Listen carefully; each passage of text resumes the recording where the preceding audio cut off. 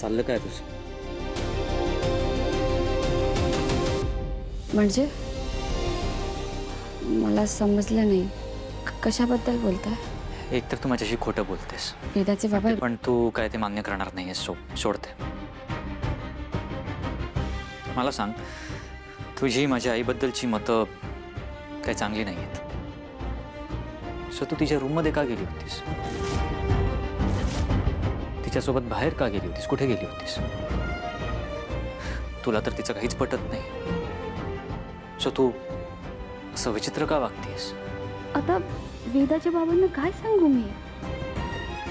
मीरा, अथर्वांना सांग की तुला मंजिरीचं काही पटत नसलं तरी ती कुटुंबाचा भाग आहे आणि कुटुंब म्हणून तू तिला मान देतीये. तुझ्या मनात तिच्याबद्दल काही असलं तरी तू तिला सांभाळतीयस. ह्याचंही उत्तर नाहीये की तुला सांगायचं नाहीये. हे बघा वेदाचे बाबा, मी तुमच्याशी खोटं नाही बोलणार.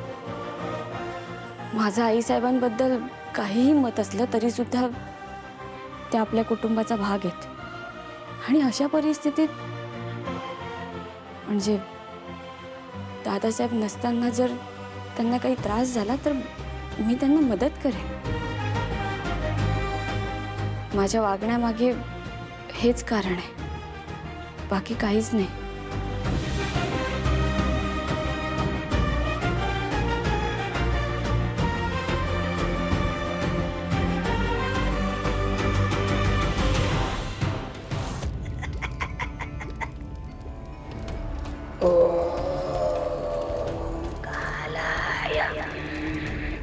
विनाशं सर्वं समाप्तं स्वाहा. मार्जरी नाही, मार्जरी शांत हो, शांत हो. विध्वंस होईल, आपण दोघी नष्ट होऊ. मार्जरी, आता नष्ट व्हायचं काय बाकी आहे? काय बाकी राहिलंय नष्ट व्हायचं? म्हणजे काय शिल्लक ठेवलं नाहीस. गेलंही गेलं आणि तूपही गेलाय. काल मुखमणी गेलाच, पण तो अति हुशार. तू मला न कळवता सौदा केला आणि कवड्याही गमावल्यास. तुझ्या शक्तीचं साम्राज्य कोसळलंय. या सगळ्या मागे मीराचं आणि त्या अंबिकाचं काही कर्तृत्व नाहीये. अहंकार, तुझा अहंकार आहे, तुझा गाफीलपणा आहे. तू आहेस या मागे. मार्जरी, मी असहाय्य झाले होते. माझ्याकडे दुसरा कुठलाच पर्याय नव्हता. तू आयुष्यभर असहाय्यच आहेस.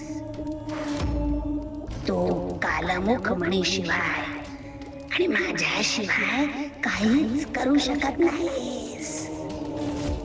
तुझी सगळी शक्ती उधार घेतलेली आहे. असं का बोलतेस तू? मग काय बोलू? खोटं बोलू? हा? तुझं कौतुक करू? तू आधी मला का विचारलं नाहीस? मार्जरी, मी तुला तेच सांगते. सगळं अचानक एवढं माझ्या अंगावर आलं.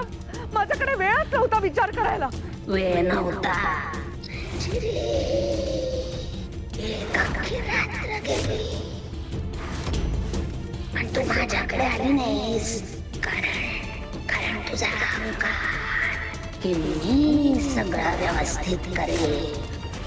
झालं, शेवटी जे घडायचं होतं ते घडून गेलं.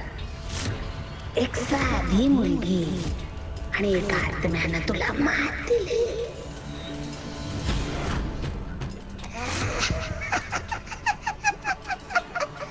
गप्पा बस, गप्पा बस.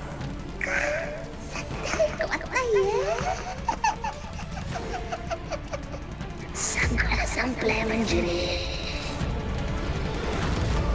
तुझं खरं रूप आता सगळ्यांसमोर येणार आणि तुझ्या बरोबर. मार्गारी, थांब. ऐक माझं, ऐक. तुला आठवतंय का, तू एकदा मला म्हणाली होतीस की जर का कालमुखमणी नष्ट झाला तर मी जिथे कुठे असेल तिथेच माझं सगळं तारुण्य गळून पडेल. पण अजून तसं झालेलं नाहीये मार्जरी. याचा अर्थ कालमुखमणी अजून नष्ट झालेला नाहीये. हो, कालमुखमणी नष्ट झालेला नाहीये. याचाच अर्थ मी आपला कालमुखमणी परत मिळवू शकते.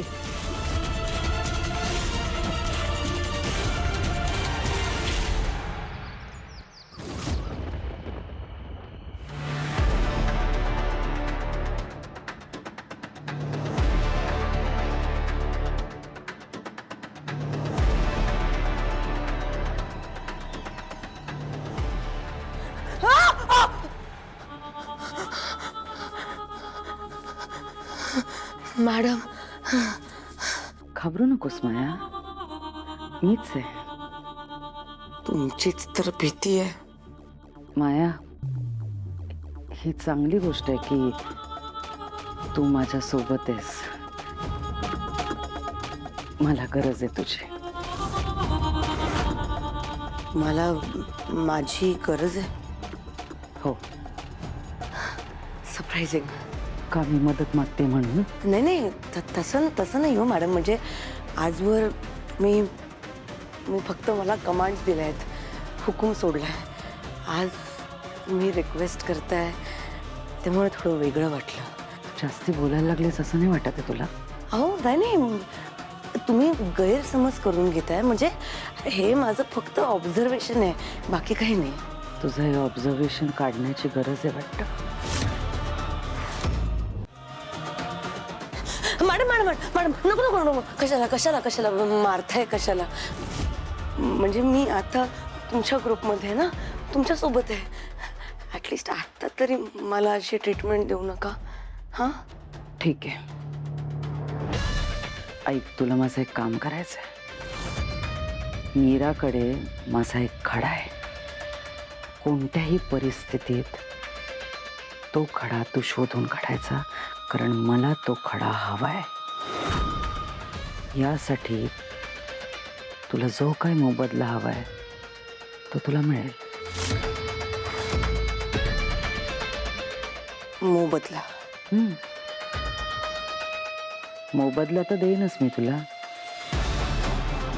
आणि त्यासोबत अथर्व सुद्धा. मॅडम मला अथर्व नको आहे.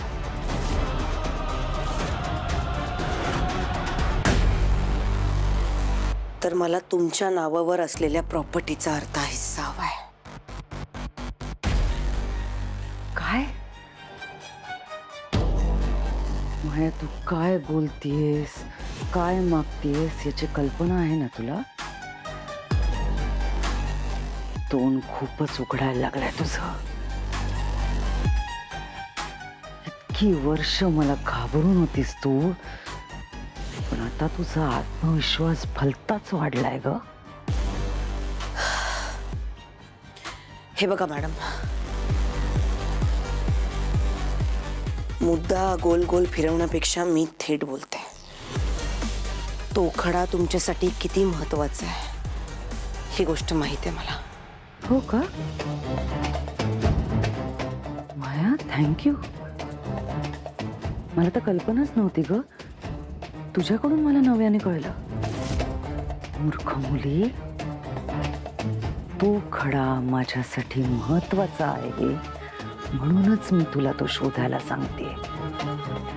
तो खडा हवाय मला माया. आणि जर मी तुम्हाला सांगितलं की तो खडा मी ऑलरेडी शोधून काढलाय तर काय?